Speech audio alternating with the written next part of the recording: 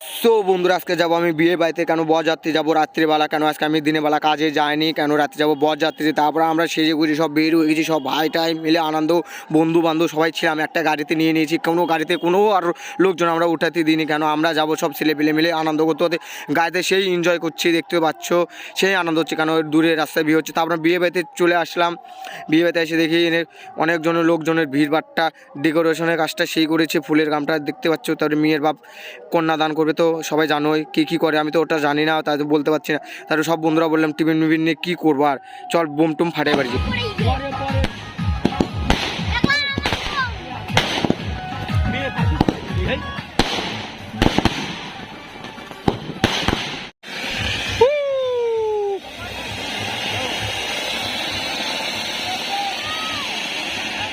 একবার ভিতরে এসে দেখি এনে বিয়ে বসে গেছে, কিন্তু এনে করলাম রাত থেকে লাভ নাই, চল আমরা যে নাচবো।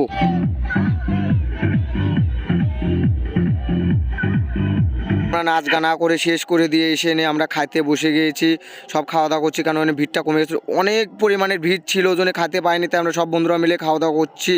তারপরে ফাইনালি আমাদের খাওয়া দাওয়া শেষ করে আমরা বাড়িতে চলে আসলাম। দেখো আমরা সব গাড়িতে বের হয়ে জ্যাক ট্যাক নিলাম, দাদারা সিগারেট খাচ্ছিলো এক সাইডে, ওকে ছড়াই দিলাম। দেখো সব নেমে গেছি। ওই বউ ভাইটা ওনে পেচ্ছাপ করতে যাবে জন্যে ও করতে পারেনি, আমার ভিডিওটা অন করেছিল। ভাই টাটা, তোমাদের বউ ভাতের ভিডিওটা দেখানো হবে।